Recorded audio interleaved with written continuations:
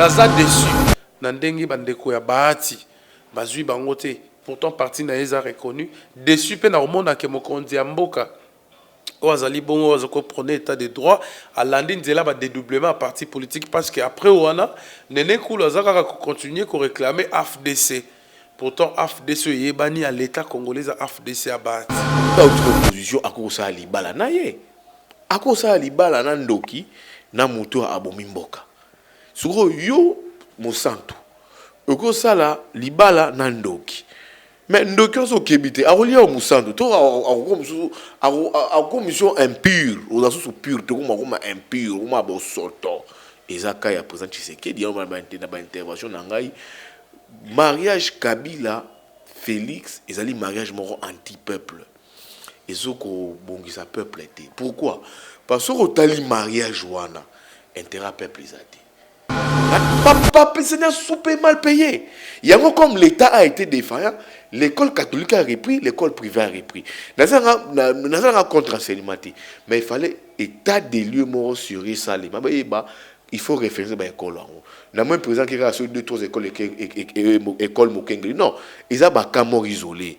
École privée publique, ils ont des séminaires travail la République, ils ont ébellé. Il faut identifier ces écoles là. Il faut pas les Kengo, ils ont ébellé. Donc c'est pour dire que les présidents a besoin d'un projet mon tape œil. Il patauge à la tableau de bord. Pourquoi? Parce que autour de lui, il s'est fait entourer d'un ban à poto mort ba tchekulaire, ba men.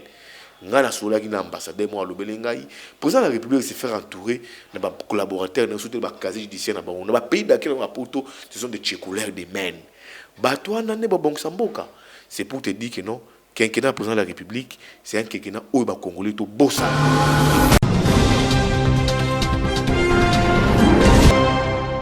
Botinabino, très fidèle internaute, du site www.plusclairtv. Bienvenue à ce énième numéro de votre magazine d'actualité où plutôt traiter question d'actualité ensemble avec ma confrère journaliste pour analyser tous les détails sans complaisance. Comme vous savez, moi, votre humble serviteur Makindenge, je vous reviens encore une fois pour vous parler de tout ce dont qui se passe en République démocratique du Congo, des fidèles internautes, Bondelbino, numéro ensemble avec Yves Bouya. Vous allez que belé ya ko réclamer Mike yela bisoye azolo va bien na émission au botala en ligne par rapport à l'actualité les kakale tous anaye sans plus tarder je m'avais déjà dit bonjour Yves Bouya. Bonjour Ndéonangaï Mike.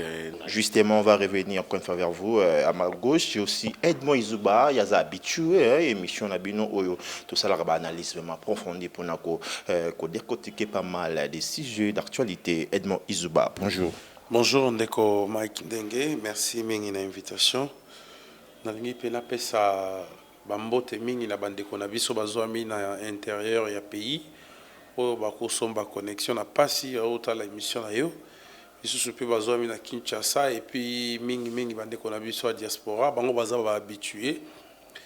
Donc Olanda ki mikolo mileki comment ndeko na biso ndeko Godin Poi wazali bongo président ya assemblée provinciale akoka ki bongo ko déposer plainte contre ngai. Okay. Pe na pesi matondo mingi na ndeko Yves Bouya wazali bongo moko ya bato bamenaki médiation wana ba intéressé kutu ngai te ba ko intéressé nga na suka tango bamoni ke dossier wana ezalaki bandeko na biso moko ba confrère nde batrahisaki ngai ça ne servait à rien to ke na confrontation il fallait koluka arrangement moko à l'amiable et heureusement pasteur yemongo pe a comprenaki Godin Poi que na dossier wana vainqueur alinga azalate vaincu pas alinga azalate. Voilà donc rien à voir que sengi ba pardon les lits tout ça. Non pardon te ngai na ko senga pardon pour la salieni ezali démarche moko zaki logique a senga ki droit de réponse na article moko na publié qui autour il y a ba prime illicite. Maintenant il faut remarquer que ndeko na biso o a collaboré kana et a induit une erreur. Atteindre droit de réponse les a signé à un pasteur en erreur. Quand j'ai remarqué que le droit de réponse n'était pas signé, les nalongola qui droit de réponse naïe na site. Na monaki que étant professionnel, n'a jamais qu'au publier droit de réponse na enquête au ba journaliste nanga basalaki na droit de réponse aux assigné te pe na bengaki muto atindaki muto mandataki na ebisiete il faut oui sa pasteur a signé droit de réponse na ko signé excusez-moi et l'axika raté que pasteur yé moko a signé donc il peut mandater quelqu'un mais yo za muto cabinet yo posa membre assemblée provinciale te au komona et au sayi moi pas si na longola ki yango et alaki na mekila poto tango aye ndeko wana lakisi ye ba audio ndenge to solo laki na ba je mususu tozo sala nzoka ye abandai ko enregistrer ngai allez ye azui ba audio wana nda tia on la plainte et puis mi lokola mambo solo pour toi zaki ba blague to sala na ba ninga ndenge to vanda yo boye to solo la makamna biso to ebi ke il y a ce qu'on appelle le secret professionnel entre nous on ne peut le partager qu'avec toi. Mais il y a Bimisi Angoti, Libanda qui est Kaniaka. Et pas politicien, c'était de la bassesse. Pasteur a regretté qui m'a cassé. Denga qui manipulé, pan de Corona, paye à mon acquis sous utilité mon côté. Il y a publié un droit de réponse en Opongo, ici et l'équipe. Selon ma norme éthique et déontologie, paye à Sengaki Kaka, to Tika Makamboana, to ça la paix, dans le Baki Mikolo Koya.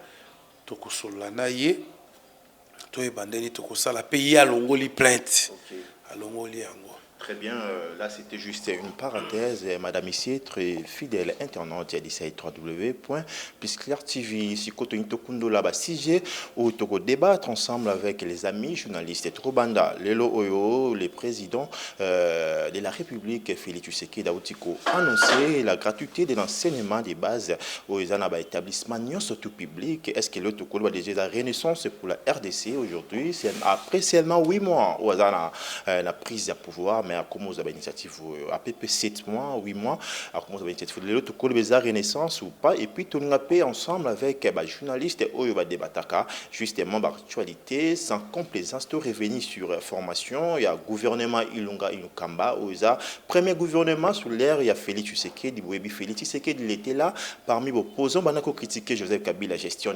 calamité, je disais tout ça, l'autre, est-ce que ça satisfait après passage na la télé comme ça la pression le ça satisfait? J'aimerais bien commencer avec Edmo Izuba tu yamba qui on a plateau na biso pia Pisclair TV Joël Kombe je vous salue et pourquoi pas toi aussi gona chasser d'image à ce qui déjà na bosana qui excusez-moi aussi ligaté le oyo gouvernement mais après que ça la pression et belé les cas qui na TV pour dénoncer tout cela parmi là on a arrêté na qui olobaki on zimite fait le dossier bayati na nene kulu obi on zimite na ma capacité o ya Félix Tshisekedi a roninga de mesala a ignorer liste ya bachi lukwebo lelo oyo où sommes merci mingi na mutuna wana ezali mutuna moko ezali fondamental bande ko ba ko excuser ngai na ndenge lelo na utiliser temps oyo parce que les attentes aux opesanga à l'aise je suis fortement grippé naïe parce que ils a un sujet morose intéressant et to me ka partager na bino ils a voix mutu ils a bouché mais ils a maël été justement makasi dans d'autres ils allaient pour kotambola. Alors qu'est-ce qui va se passer dans le gouvernement Oya Ilunga Ilunkamba? C'est que Félix Tshisekedi à côté Nandela Oyo il fallait qu'il pas à côté yango. Parce que biso to monaki nzela oyo ndeko bahati ya bandaki azalaki nango ezalaki nzela moko zaki logique pe légitime par rapport à lutte oyo ye oyo asalaki azali parti oyo eza reconnu na l'état congolais ezali AFDC ya ye sikoyo banene kulu wana banome bango na compte ya parti nini place epesi bosoto yango wana mais en général sur otali gouvernement yango na ndenge ya mabete nakoloba 80% eza moins équilibré, c'est-à-dire équilibré la signe positif est là bien non quand je dis équilibré à 80% ça veut dire peuple endemi yango ngai nakoki kokende libanda ya eloko peuple alingi te wana ekomi mauvaise foi ezalaka pe ozoboya kondima ba biso eza rouge lobité eza jaune eza mauvaise foi ngana koza la mauvaise foi na te parce que ba analyse ngana osala ngo ezali pona peuple akende liboso. Alors ceux qui Félix a sali loko moko au peuple andimi majoritairement bandimi yango ngana koleka na télévision te na naza déçu na ndenge bandeko ya bahati bazui bango te pourtant parti na eza reconnu déçu pe na omona ke mokonzi ya mboka Ouazali bon ouazako prenait état de droit à l'andi nzela ba dédoublement à parti politique parce que après ouana nene koula zaka continuer ko réclamer AFDC. Pourtant AFDC yebani à l'état congolais à AFDC à bahati.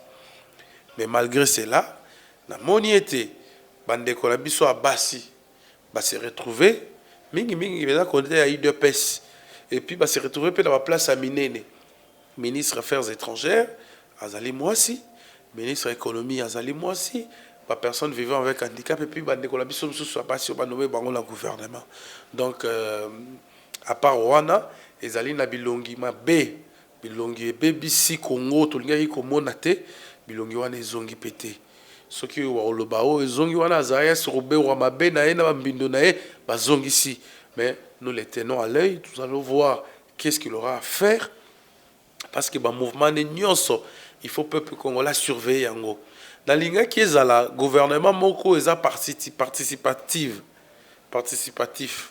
eza teke biso ba congolais to tikeli ba acteurs politiques ba kamba biso te to sala ndenge bandeko kuna basala ki na Soudan to sala pe na ndeko ya Algérie basala ki po biso moko to zwa destin na biso na maboko o mona mokonzi ya mboka e na makambo ya gratuité. Mais ceux qui n'ont pas parlement et bloqué ma gratuité, on a pour nous kandenge on bon kokokate boye biso ba congolais to ndimate to ko senga kutu mbongo ya ba député ba réduire en atati na $2000 ba réduire ba train de vie ya ba autorité pour bango ba lire déjà mingi ba consommer mbongo belé pour que petit peuple se retrouver so dans ba bongo ils allaient prendre la connaissance des causes parce que na kati éducation toujours résoudre makambo belé. Tout le monde a que nous tous sommes allés former à Cambobélé à Kobwaka peut tout le monde a que papa olia fout un bon na école à Koluka économiser donc la place au perdre était au contribuer l'éducation moi na yo au coquille marginalement ko garder bon na yo pe au salon makambo mususu o ko profiter pe kaka pour na famille pe libota mobimba donc ezaba ba branche mususu belé so to meki ko kenema musika et aux malamu donc na moni était makanisi ya malamu ezali o il faut ko soutenir pe ko bimango liboso pour que Congo o batu balelaka ti lelo et kende liboso. Justement, Izuba, une question, on va dépasser par hiver. Batou, bamoni gouvernement au yolobi qui population basa d'accord dans 80%. Aujourd'hui, au cours du courage, il y a quoi affirmer que gouvernement ils ont sa image, il y a changement, non il y a continuité comme certaines bouches le disent. Aujourd'hui, au cours affirmer ne vous en faites pas. Balobaka na lopoto mbisi kopola na e bandaka na mutu soki mutu esi epoli nzoto ne pe mopoli elingi oloba ke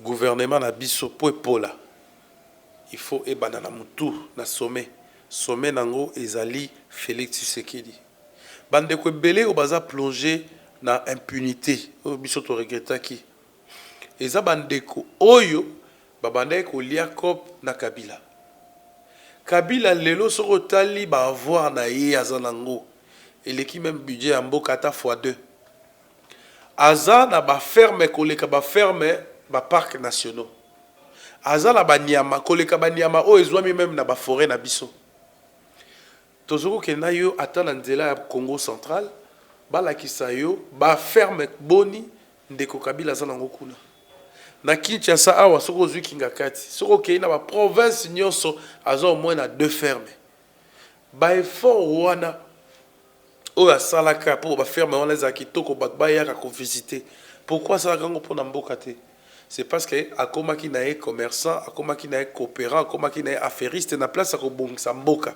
Pe bandeko na ye bazaki na ye na gouvernement balanda yango neti matata ponyo aza na projet ko tonga 1000 écoles par an, azui mbongo bombi akei ko tonga école na ye moko na Kindu.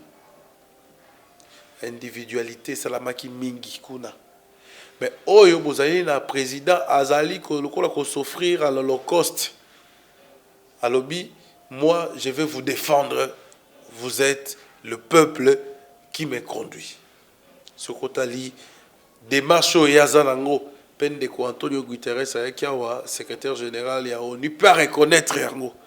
Ezali ba biloko nga nazolo baté pour na kosala plaisir na bato balingaka ye, mais ezali moi lueur d'espoir oyo ezali kolakisama pe eza komona bo ebi ke biso to uti mingi na pasi. Biso ba journaliste engagé Yves Alobia ou Alobi makambo ya ba code. Biso nakala à l'époque à Kabila kala kutu teka en l'année 2017 awa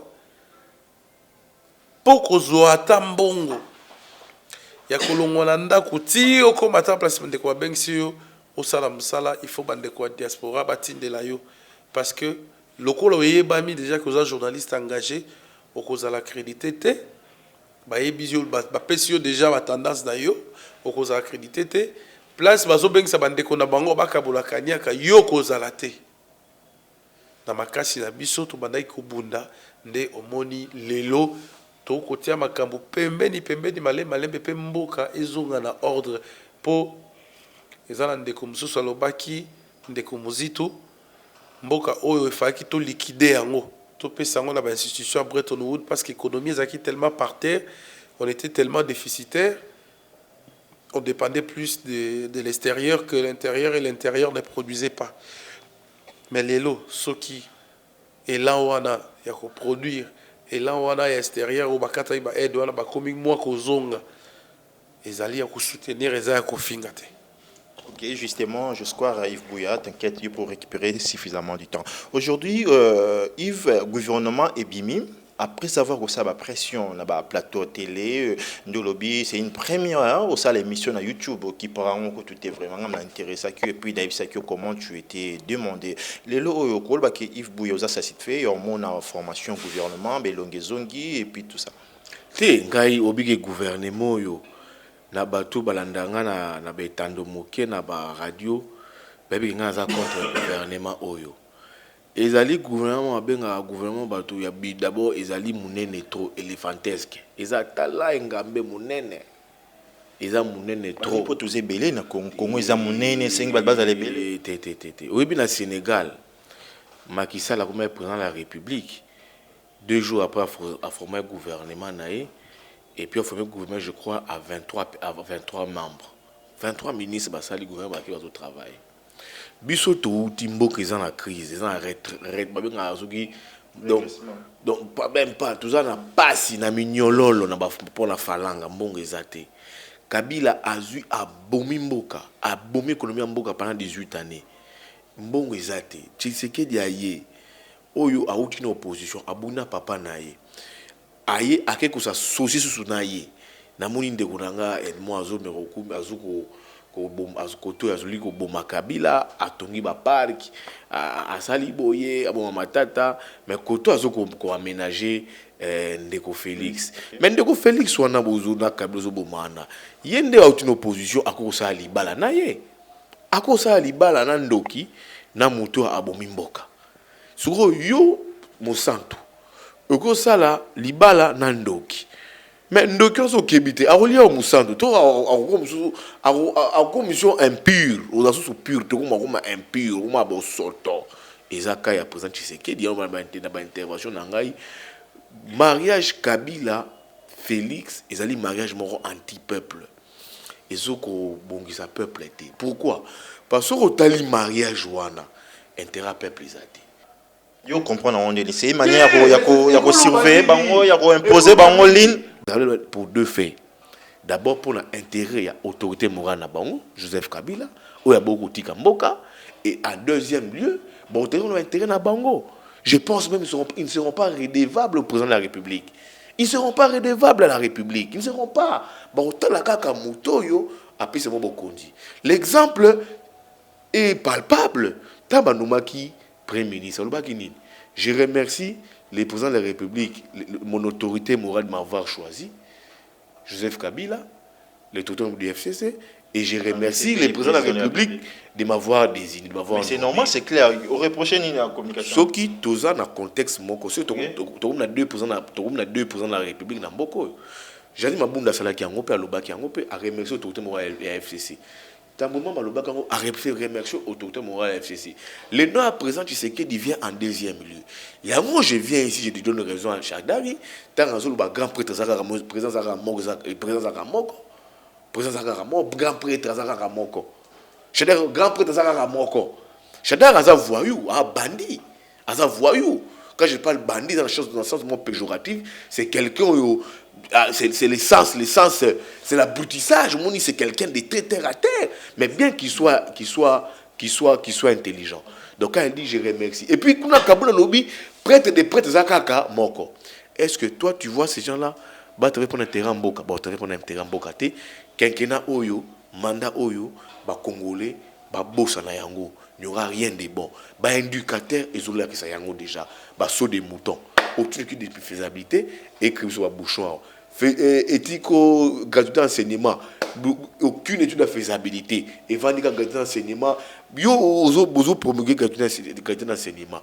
Bah, parents, ni nous, bah, cause route na bana bango, na ba école publique. Ou école ba cimetière. Biso peut toujours chercher à autant la même conventionner ça avec quoi bien pesant. Papa, parents responsables, mon beau responsable, na galère na nzalaye, azo bunda toi na moi une école privée. Nga na beti tout, nga na mona bandal na tentatif à bandal. Na école na tang na 5 cachets na bandal. Bana poto bana ba yebi 5 cachets. Keko ils a cimetière, infrastructure et ça. Ba kosibaki. Kosibaki. Fleuve. Papa et pour ba couleur et ça sous te ba toilette des athées. Ba enseignant ba futa ba ngondengeni. Niveau d'enseignement, ils ont déngéni. Papa, enseignants super mal payés. Il y a comme l'État a été défaillant, l'école catholique a repris, l'école privée a repris. Dans un contre-enseignement, mais il fallait état des lieux morts sur ça. Il faut référer à l'école. Dans le président qui a sur 2-3 écoles Mokengli. Non, ils ont des morts isolés. École privée, publique, ils ont disséminé à travers la République, ils ont ébellé. Il faut identifier ces écoles-là. Il ne faut pas les Kengli, ils ont ébellé. Donc c'est pour dire que les présidents, à ce moment, projet mon tape-œil. Ils pataugent à la tableau de bord. Pourquoi? Parce que autour de lui, il s'est fait entourer d'un poto tchécoulaire, men.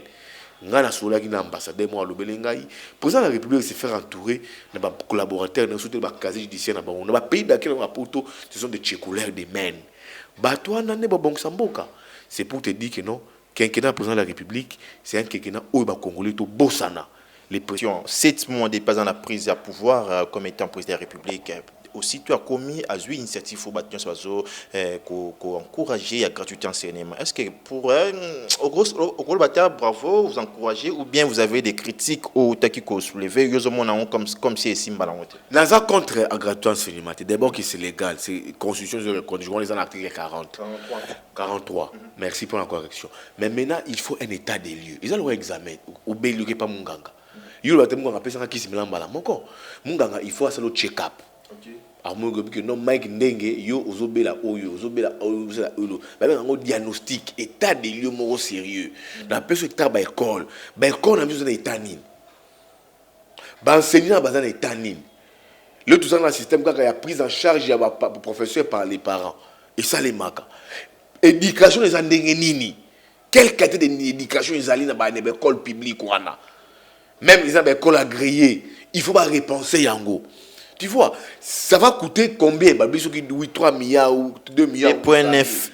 Oui, est-ce que tu as la capacité à remobiliser Yango? Tu vois, c'est pas le il faut que le président de la République ait un encouragement politique. Je veux de la gratuité d'enseignement, mais il faut équiner progressivement. Tu vois, il faut pas une volonté politique. Mais il y a une étape. Nous avons encore le président de la République. Mais nous avons un indicateur dans les Adjamabé. Et on a posé une question. C'est la mathé, Mais sinon, je dis que le président lui-même, a dans la opacité. Comment ça, dans opacité? Après qu'il dit que non, 100 jours. 100 jours, c'est des millions et bimi n'a pas à l'État. Président à ça qui projet mon rôle de grande envergure, bah médias internationaux mais il y a un principe par redevabilité.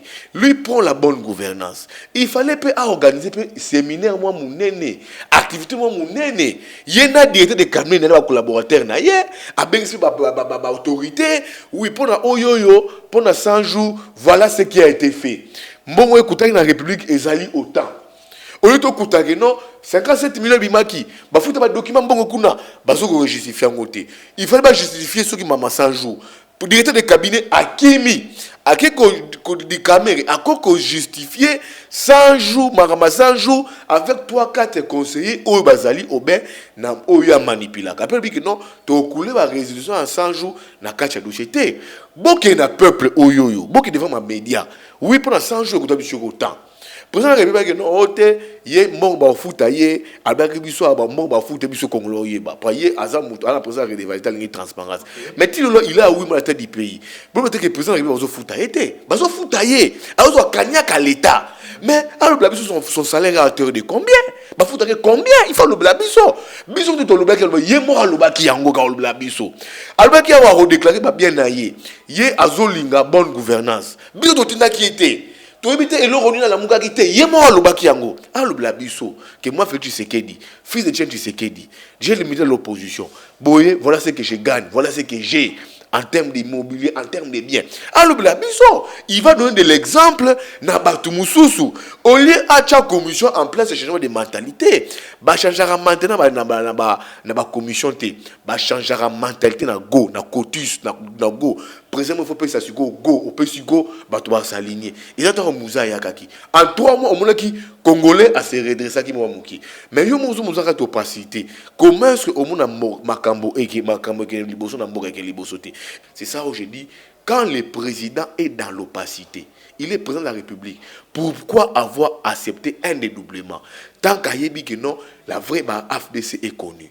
Quand on est dans l'opacité, ça sera difficile pour ce président. Aussi longtemps, il y a opacité, après ça, signal fort, il y a changement. C'est là où on n'a pas très sûr, il y a changement, tout ça, changement. Alternance, parce que indicateur, il y a opacité, indicateur, il y a échec, tu crois même pas dans l'avènement, tu crois même pas dans quinquennat, on va souffrir. Très bien dit Yves Bouya, tes fidèles internautes, comprenez, où il y a bon déroulement, il y a émission Nabiso, dans la Kaibino Nazana, Yves Bouya, Izuba, comprenez, deux surprises, tes qui va résonner comme il se doit. Izuba, une question, on a été sur quoi appelle pour ça au balaye, quelques propos, il y a un déco Yves Bouya. Les lots gratuité enseignement, Go et Salama Kilobi, quelles sont les chances? Est-ce que pour ceci, c'est OK jusqu'au bout? Ou bien Félix fera déjà vu au monde qui Kabila Salara on a 2000 vers l'année scolaire 2013-2014 il y a toutes les provinces excepté il y a Kinshasa na Grand Katanga déjà et là Sikate ko lancer processus quelles sont les chances aux accorder n'habiter avant on sort dans les locaux moi au balaye ou pas te loko au balaye zate na lalaki tango oh lalaki ouais le baki makambo moi mingi pesa kinga pongi. Ah bon?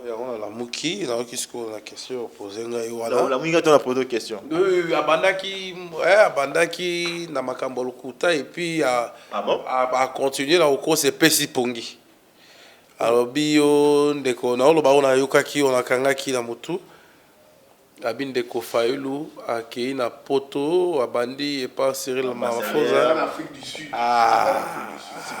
Alors en Afrique du Sud. Leader. Ok. Plan de sortie de crise et pas Cyril Ramaphosa, président Afrique du Sud. Ok. Là qui parti on a qui bien été. Ce que Fayulu Alingi a remplacé Olengankoi na institution qu'est-ce que c'est ça? Et c'est ça. Oui. Réforme non, ici nous parlons de la réforme c'est oui puis Moussala Senesa.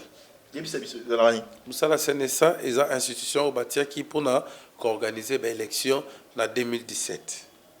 Donc comment en 2017 Conseil national CNSA Conseil national de suivi de l'accord Saint-Sylvestre. Okay. yango ye pe balingi batia ye conseil national Accord ya ya suivi accord ezali alobi accord alobi bakokende na dialogue alors eza pasi mpona mboka na biso omona ke même crise wana bazoba crise ezali parce que bango baza na opposition akoyokana te na bato baza na majorité bato baza na pouvoir ntango Fayulu mokonzi ya mboka akonome ye na ordonnance na ye mpona kocréele ye poste oyo baosengela ye wana akozala opposant olenga koyo azalaki opposant Kabila tozala moins sérieux en opposition à rejoindre les pouvoirs aux en place. Et puis ndeko na biso tozala moins honnête hein ndeko Fayulu aza député national lelo te abandi yango kala ndeko Muzitu aza député national lelo te abandi yango kala ndeko Bazaiba Maman Jeanne d'Arc oyo azalaka mpe na UDPS lelo akomi na bango na compte ya MLC aza député lelo te banda kala ndeko mosusu na ye natangi kombo te bango nyonso wana baza député sikoyo bino comme badéputé bomonaka baélection ya 2006 mpe bomoni baélection ya 2011 bopesa ata réforme moko te na bainstitution ata kokoma bokoma te sikoyo awa mpo ndeko na bino Félix azwi pouvoir eke bomoni ke bozwaki mpe totikalaka na logique na bino na bozwaki mpe sikoyo boluki crise ekota crise yango mpe esi ekoti te nde sikoyo bakomi kolukele COP a se retrouver balukela particulièrement ndeko Fayulu. Ah bon la COP faut pas la naïve za COP au molala lo moi mai ya bundaki et tout ça enfin izuba bimisi voix mambeyindi moi la mai abundaki lukela epé plan. OK. Sotali deuxième document oazolo ya ba réforme voilà ndeko Fayulu a nommé ba master na epé bapangi alobaki muto hollandais la simaza ndeko Muzitu olandi ndeko Muzitu oza matungulu olandi tout ça fidèle babala ateki masolo ba comprendre toi la distraction te alobi crise ezali mboka oza avancer te mboka za bloqué na crise pour ndeko Fayulu azwaki te bandeko langa bazoya awa Guterres aye awa Guterres amoni crise yango te bato minene bazoya koyaka babimi baki ba président mboka bazoya ka baomona crise yango te crise wana ezakaka na makanisi ya ndeko Yves Buya oyo apartageaka ba idée na bandeko alamuka te ngana moni élan esi epesami ntango alobi bazwi gratuité oyo basali planification te abosani mpe lisusu que constitution esi a planifié gratuité eloko ezalaki eza nde exécution na bonne foi ya bakonzi oyo babandaki kolinga budget mole na mboka ezala réservé na bainstitution mpe na baanimateur nango parceke oza na mokonzi oyo amoni ete budget wana ekende kuna te ebénéficie na peuple ekomi mabe tozoyeba te komba oyo ya lamuka eza contre peuple ou avec le peuple sikoyo autant bandeko na biso bakei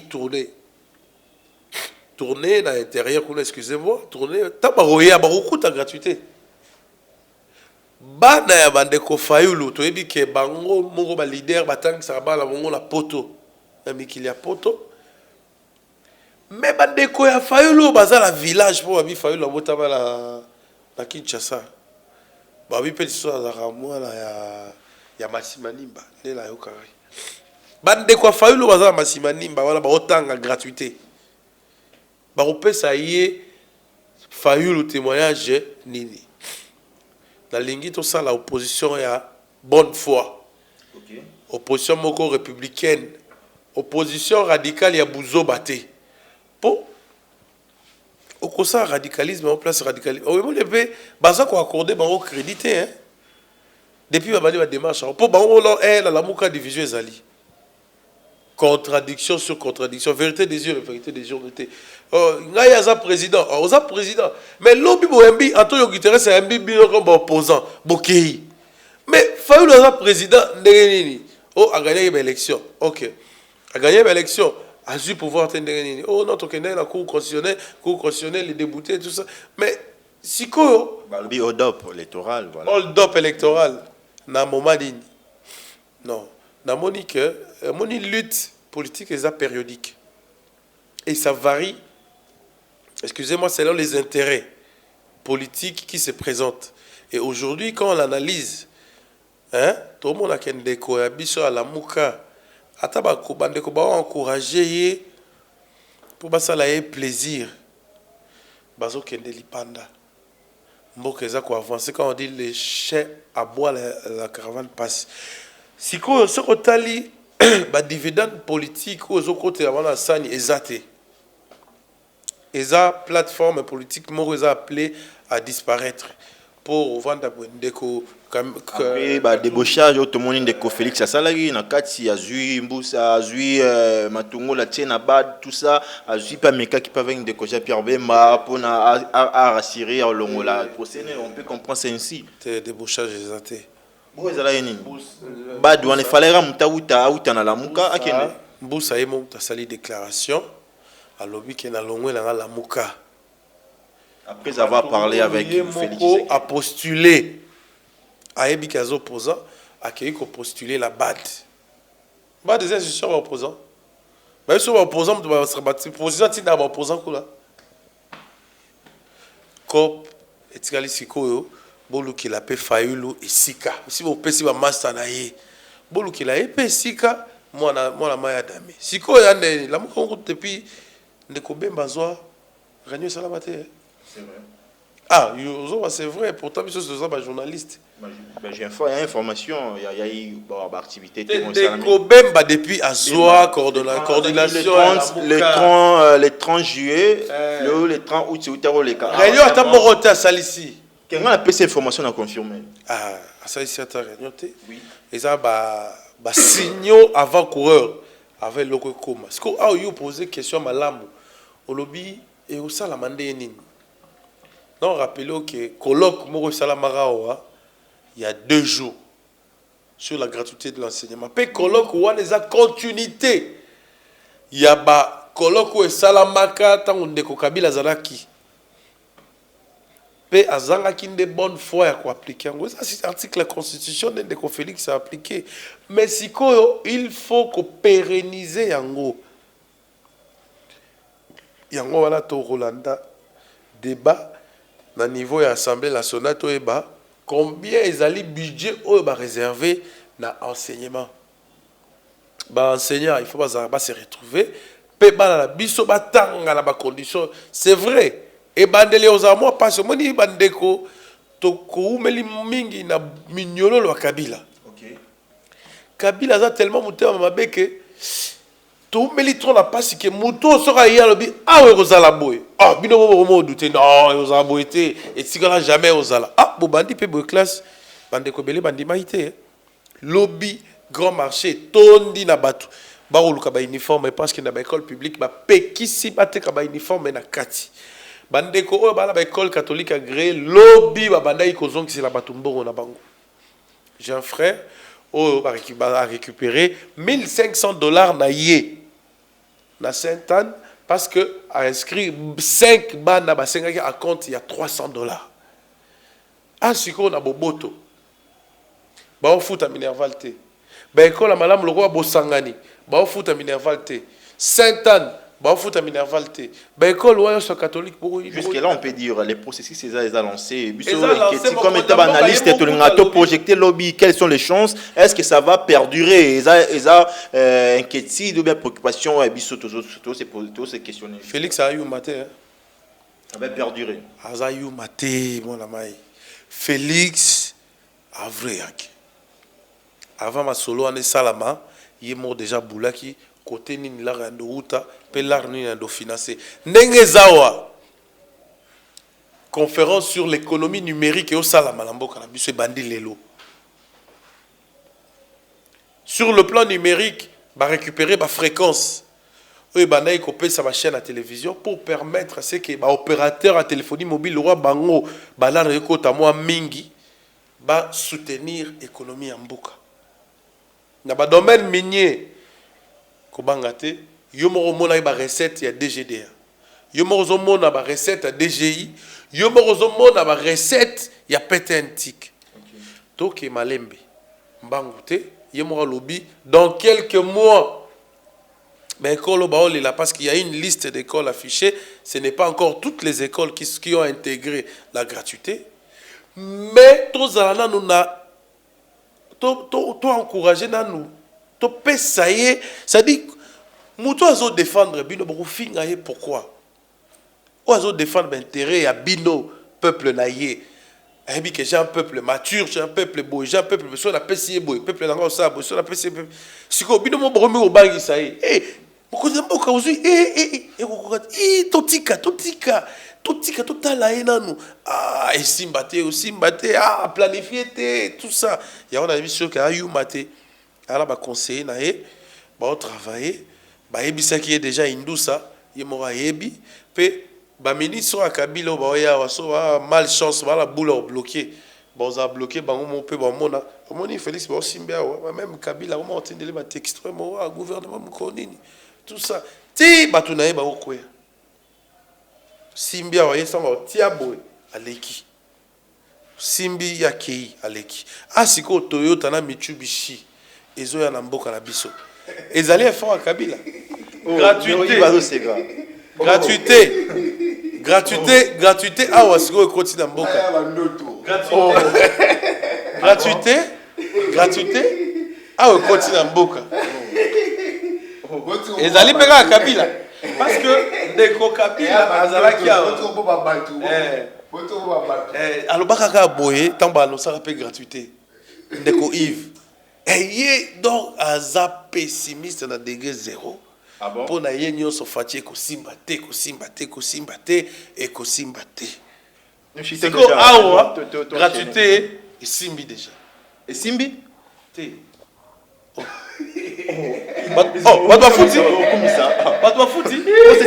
C'était lancé hier. Enseignant dans une bonne côté. Il y a parmi tout le lobby, il y a quelques écoles, enseignants dans le bas déjà. Ceux qui tirent un mois, va toucher octobre. Le 17 octobre, va menacer déjà la grève. Voilà. Il y a Simbi déjà. Pesa tige na ebisao. Mbongo oyo kofuta ba enseignant en octobre ezali. Mbongo oyo kofuta ba enseignant na novembre ezali. Mbongo oyo kofuta ba enseignant na décembre ezali.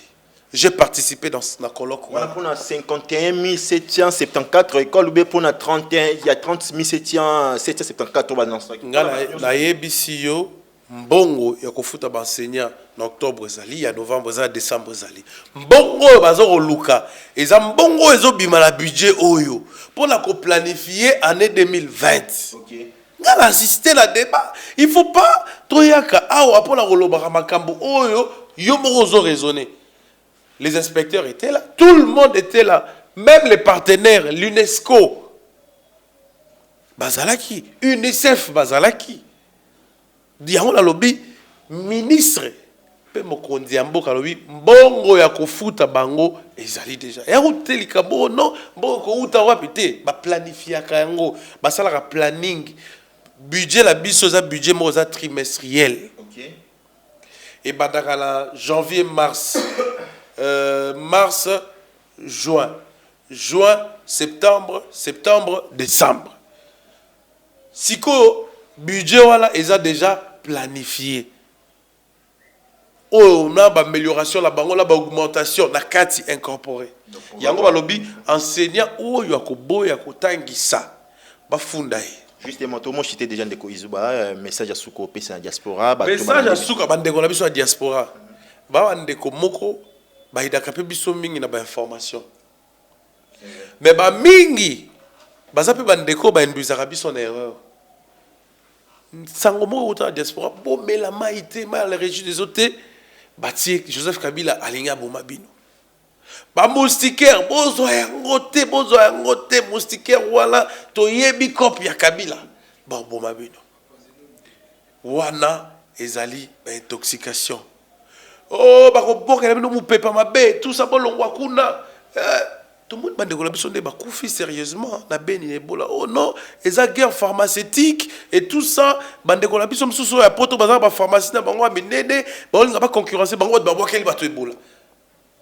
à tel point que bazo boya même qu'on soit vaccin te mboka etambolaka na lokuta te mboka etambolaka mensonge te mboka elingi vérité soki bainfo ezali bopesi biso tokopublier mais oyo mpe biso tozoyebisa bino eza oyo ezoleka awa bokanisa te ke ndenge bozali kuna bozali mpe na bainformation koleka biso te ngaku ndeko nanga moko awuti ake poto il y a même pas 3 mois aza sikoyo na États-Unis mais azo bombarder nga la bainformation mo nazo simba mutu na lobi longola yangola mutu na yo longola yangola mutu na yo. Ndeko Félix est différent de monsieur Kabila et différence na ye azo laksango na misala président Japon andemiye secrétaire général l'ONU ayaki andemiye ba contribution Afrique bandemiye ti le loto comique Kagame a longoli James Kabarebe comme ministre à défense. Ok, très bien. Parce que l'accusation ou qui est pas mon candidat Mboka yé azaki impliqué la Mambo Est. Marambo bongo trop inala pourquoi mon candidat Bino a milité pour Kagame bayokana na ndeko Kurunzinza. Pe bayokani. Et pardon na ndeko Museveni pe bayokani. Donc comment moi considérer ce comme quand à la moment où on a des kolobake non Félix azali boté Kabila a kosala le côté père Obangi Samutute peuple o azali aza plus éveillé que Kabila plus éveillé que Félix Muto Bangi Samuningate mbokande eza développé Moutabank Samuningate fidèle internaute de la diaspora, vous avez quelque chose à dire justement Oloba bien le Oloba il y a reproché na Edmond Izuba opportunité en haut adopter sa numéro naé boya bo komelanga te mai tout ça soit numéro ya ngoyo bo komelaye ba suggestion ceux qui vont apprécier qui va proposer une teye oui mo adopter sa numéro naé Edmond Izuba numéro plus de 143 numéro nangai eza numéro eza public ezali plus de 143 public absolument plus de 143 81 24 24 260. Je rappelle, plus 243 81 24 24 260. Soko benga to solo ndenga bien. Nga journaliste. J'ai des informations. Ce qui informations on les a vérifiées na republié na lukana zo contrepoids ou bien ce que les enquêtes et outils na rédaction ba journaliste na nga ba sali wana nde na ko publier. Justement, ok. Tout aussi, c'est un déco Yves Bouya. Une déco Yves Bouya en 5 minutes pour ne pas balayer quelques propos et puis te chiter ou puis ça peut message na yo surtout. Il faut il faut mais yo monite ndeko nanga ya asaki jalelo. Asaki jalelo. Bilo to bani otanga bani soki Genèse tia apocalypse na yawa. Et loko moko teka ko sawa ki jalelo ka sankara de kuta. Loro la Lushima njeta totika biso ki jalelo loko moko te. Ya la peuple te. Ye mosala na ye soka de mutukane nda unoza climatiser akia batami avala mwasi na bane misato. Atali novelas, atali ba cinéma na e alali. Ngai nazana peuple. Na soana peuple, na discuter na peuple. Na en contact na peuple. Yazo wa Félix Tshisekedi d'ailleurs. Peuple lo mo changer. Ba signal fort exaté. Signal fort exaté. Voilà gratuit, on a yimo azo reconnaître ils ont effectivité. Vous posez question, vous posez question. Yimo azo reconnaître effectivité exaté. So ngana ndi mama kama bongo. Totalité. Exacté, ngani mama bongo. Congolais les lois à 23h. Congolais à 23h. Congolais le courant ezalaka 20 minutes ezongaka. 4 katani. Congolais les lois à une capacité en foot à mai na courant. Problème yemo aza locataire, garantie locative. Un mot ceux qui le bailleur na yawa, Kimi. Qu'est-ce qui a changé? Bah signal fort il y a sur le plan social. Président Lobaki oh le peuple d'abord. Peuple d'abord en wapiango. Ki jale londe ezoko bomaka mboka lola moninga nanga izuba zoko salawa. Balushi manjate basala yango, ba makoloko tambola basala yango, ba papita bazalo. Yo podo comme ça, yo podo salon ki jale lo yo podo comme ça Fayulu la gestion en mboka te. Falo la gestion mbokate. Ben baza la gestion mbokate. Katumbe la gestion mbokate. Pour aller au Simba. Félix aza na gestion mboka. Noko na e caméra aza mushi loro la ye. Aza na gestion mboka. Non, on a. Ba noko na aza mushi. Aza noko na aza na gestion mboka. Amta on te caméra sur qui vola ye. Ba na gestion mboka. Batu ba vidie Chimanga. Ba Jacques Ilunga. Ba na gestion, faut na gestion mboka te. Biso tozo critiquer. Quand il y a accepté, on accepte. C'est quand je dis président Mouna Bola, président Longoli Olilunga, a Tchemouyembe. Non, on contesté Maramou-Yembe.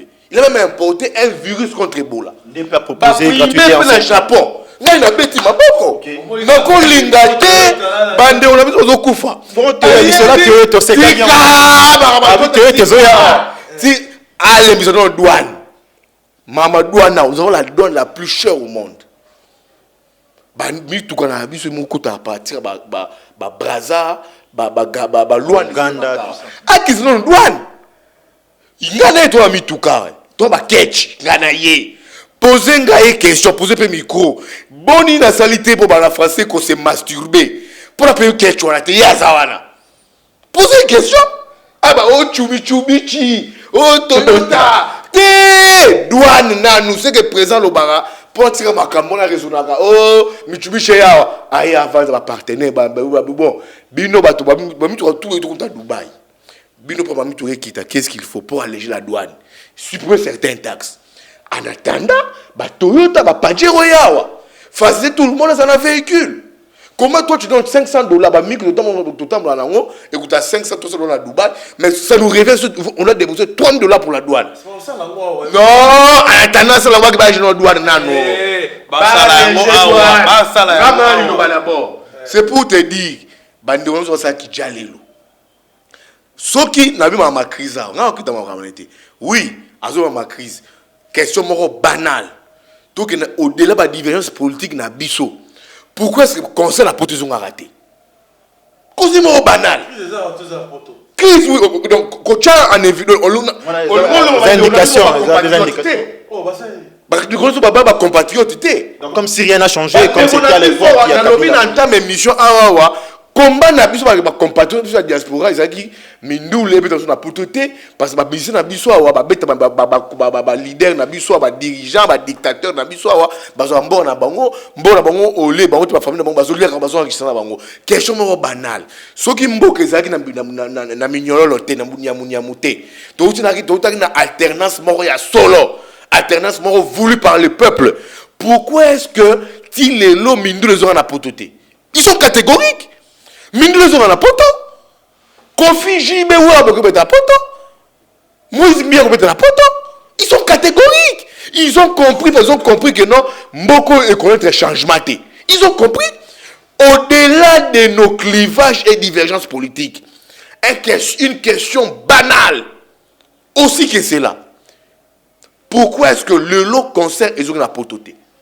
Monteronanga Zalia, azokum zabiso, ye noko nae vital. Azokum zabiso, papa le ki nae Félix. Pourquoi est-ce que pourquoi est-ce que Miloulou, pourquoi est-ce que Lélo, Tata Mwasi nae Denise, pourquoi Denise Nyekeo, pourquoi est-ce que Koko Nayo, pourquoi est-ce que Mindoule et Zongi na pototé? Gana côté la débat na terre. Ngaza très proche à peuple. L'essentiel est que le plus grand problème est que Ndeko Kabila, Atika Congo, Ndeko Tshisekedi lelo partout dans Zokendaka. Azokendaka Mikili à Poto, Azok Aouti États-Unis, Adison trompe l'obélier émancipe pour toi de Kabila. Aouti dans nos sommets encore je crois dans le président africain, na Kenya, le président Ouro lui a dit émancipe-toi de Kabila. Il y a eu une troïka ici avec Joao, il y a eu avec Kagame, il y a eu avec Nananina, le président angolais Sassou. Émancipe-toi de Kabila. Ils ont vu à Congolais, ils ont vu à UDPS. Kabila est un danger et nuisible pour les pays. Mais ce qui nous choque, un pays, un parti qui a milité pendant des années.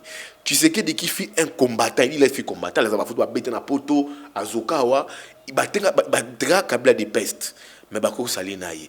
Moi j'aimerais que l'IDPS méchant à cause de cette chanson ici. Il y a un journaliste. To bo kuvu ba motivation IDPS. O baba yemba, ya chichiye Songisa na Rwanda, balonga. Kabila était une peste. Nous on supporte encore Kabila. Il y a aucun parti d'opposition aujourd'hui qui a menti, qui a insulté, qui a blessé Kabila dans son plus profond et dans son intimité la plus profonde, le coup la UDPS. Mais c'est la même UDPS qui a trahi tout un combat de toute une génération, de tout un peuple ancien de Kabila. Mais il n'est jamais trop tard de bien faire, à s'émanciper de Kabila s'il veut évoluer. Mais Kabila comprend que non, Félix comprend aujourd'hui Kabila c'est une épine pour lui. Gaï message dans un angoté pour nous Gaï message de la diaspora.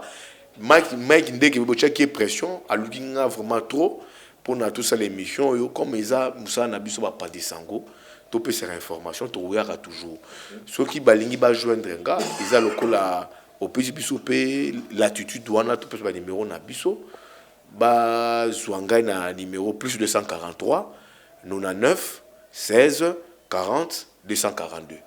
Plus 243 99 16 40 242.